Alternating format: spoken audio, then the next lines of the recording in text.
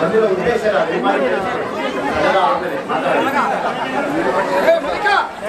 ಶತ್ರುಗೆ ಕೊನೆ ಅಸ್ತ್ರ ಅಂದ್ರೆ ಅಪಪ್ರಚಾರ ಇವತ್ತು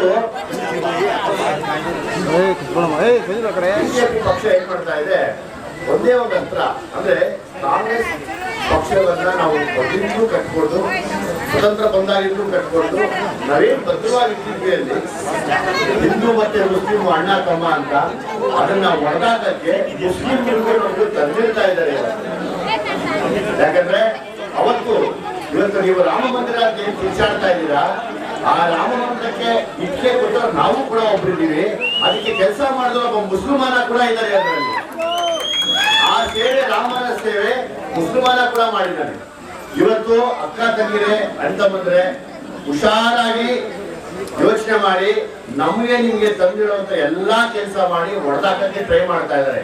ಇಲ್ಲ ಹಿಂದೂ ಮುಸ್ಲಿಂ ಒಬ್ರೊಬ್ರು ಹೊಡೆದಾಡ್ಕೊಂಡು ಸಾಯ್ಬೇಕು ಬೀದಿ ಬೀದಿಲಿ ಅಂತ. ಇವ್ರ ಹತ್ರ ಎಲ್ಲ ಒಂದೇ ಅಸ್ತ್ರ, ಮುಸಲ್ಮಾನ ಕೆಟ್ಟವನು, ಮುಸಲ್ಮಾನ ದೇಶದ್ರೋಹಿ, ಮುಸಲ್ಮಾನ ಇದ್ರೆ ಬೆಂಕಿ ಇಟ್ಬಿಡ್ತಾನೆ. ಎಲ್ಲಾ ಜನಾಂಗದಲ್ಲೂ ಎಲ್ಲರೂ ಕೆಟ್ಟವರು ಇದ್ದೀವಿ, ಎಲ್ಲರೂ ಒಳ್ಳೆಯವರು ಇದ್ದೀವಿ. ನಾವು ಬರೀ ಮುಸ್ಲಿಂ ಮಾತ್ರ ಹೇಳ್ಬೇಡಿ ಯಾವಾಗಲೂ. ಇವತ್ತಿನ ಉದ್ದೇಶ ಒಂದೇ,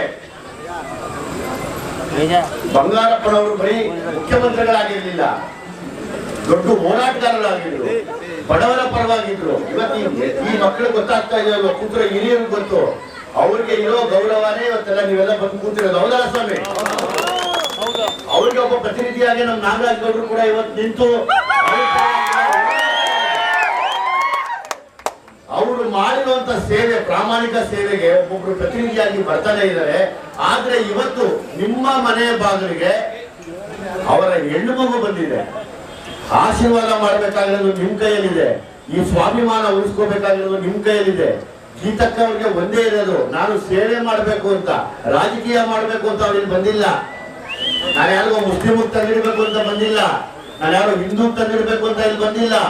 ಅವ್ರ ಆಸೆ ಒಂದೇ, ನಾನು ಸೇವೆ ಮಾಡ್ತೀನಿ ಅಂತ. ಯಾಕೆಂದ್ರೆ ಅದು ರಕ್ತದಲ್ಲಿ ಬಂದಿದೆ. ಒಬ್ಬ ಹೋರಾಟಗಾರನ ರಕ್ತ ಮತ್ತೆ ಬಂದು ಕೇಳ್ತಾ ಇದೆ, ನಾನು ಹೋರಾಡ್ತೀನಿ ಬಡವರ ಪರವಾಗಿ, ನೀವು ನಿಂತ್ಕೊಳ್ಳಿ ಅಂತ. ನಾವೆಲ್ಲ ಕೇಳ್ತಾ ಇರೋದು ನಿಮ್ಮ ಆಶೀರ್ವಾದ ಮಾತ್ರ. ನಾನು ಪ್ರತಿ ಸರಿ ಹೋದಾಗ ನೋಡ್ತೀನಿ, ನೋಡಿ ಹಿಂದೂ ಮುಸ್ಲಿಮಾನ ಭೇದ ಭಾವ ಇದ್ರೆ ಕೂತಿದೀವಿ. ಕಾಫಿ ಹಾಲಿಲ್ಲ ಅಂದ್ರೆ ಒಂದು ಗ್ಲಾಸ್ ಹಾಲು ಕೊಡ್ತೀವಿ, ಹೌದಲ್ಲ? ಆದ್ರೆ ಹಂಗ್ ಮಾಡ್ತಾ ಇಲ್ಲ. ಒಂದು ಗ್ಲಾಸ್ ಅಲ್ಲಿ ವಿಷ ಕೊಡ್ತಾರೆ, ಹಾಕ್ಬಿಡಿ ಅವ್ರಿಗೆ ಅಂತ. ಈ ಕೆಲಸಕ್ಕೆ ದಯಮಾಡಿ ನಿಮ್ಮನ್ನ ಕೈ ಮುಗಿದು ಕೇಳ್ತೀನಿ, ಯಾಕೆ ಕಾಂಗ್ರೆಸ್ ಪಕ್ಷ ಬರಬೇಕು ಅನ್ನೋ ಉದ್ದೇಶ, ನಮ್ಮಲ್ಲಿದ್ದ ಒಗ್ಗಟ್ಟನ್ನ ಹೊಡೆದಾಕ್ಬೇಕು ಅಂತ ಅವರು ಪದೇ ಪದೇ ಪದೇ ಪದೇ ಹಿಂದೂ ಮತ್ತೆ ಮುಸ್ಲಿಮರ ಮಧ್ಯೆ ತಂದಿಡಕ್ಕೆ ನೋಡ್ತಾನೆ ಇದ್ದಾರೆ. ಹುಷಾರಾಗಿ. ಎಲ್ಲದಕ್ಕಿಂತ ಹೆಚ್ಚಾಗಿ ಪಾಪ ಈ ಕಡೆ ಹೆಣ್ಮಕ್ಳು ಕಾಣ್ತಾ ಕಾಣ್ತಾ ಇದೀವಾ, ಕಾಣ್ತಾ ಇದೀವಲ್ವಾ? ಅನುಶ್ರೀ ಅವ್ರು ಬಂದ್ರು ಕಾಣ್ತಾವ್ರ?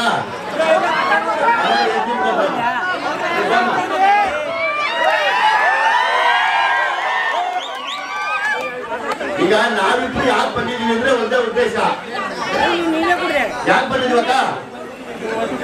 ಗೀತಕ್ಕ ಅವ್ರಿಗೆ ನೀವು ಈ ಸರಿ ವೋಟ್ ಮಾಡಿ ಅಂತ ನೀವೆಲ್ಲರೂ ಮಾಡ್ತೀರ ಅಂತ ನಾನು ನಂಬಿದ್ದೀನಿ. ದಯಮಾಡಿ ಈ ಸತಿ ಸೇವೆ ಮಾಡೋದಕ್ಕೆ ನಿಮ್ಮ ಆಶೀರ್ವಾದ ಇಲ್ದಿರ ಇವತ್ತು ಇಲ್ಲಿ ಮೂಲೆಯಲ್ಲಿ ನಡೆಯುವಂತ ಒಂದು ನೋವಾಗ್ಬೋದು ಅಥವಾ ಇಲ್ಲಿನ ಅನಾನುಕೂಲವಾಗ್ಬೋದು, ಅದನ್ನೆಲ್ಲ ಡೆಲ್ಲಿಲಿ ಕುತ್ಕೊಂಡು ಮಾತಾಡಕ್ಕೆ ಅಂತ ಇನ್ನೊಂದು ಹೆಣ್ಣು ಮಗು ರೆಡಿಯಾಗಿ ನಿಂತಿದೆ. ಅದಕ್ಕೆ ನಿಮ್ಮ ಆಶೀರ್ವಾದ ಬೇಕು. ನೀವು ಆಶೀರ್ವಾದ ಮಾಡೇ ಮಾಡ್ತೀರ ನಮಗೆ. Thank you very much. Thank you.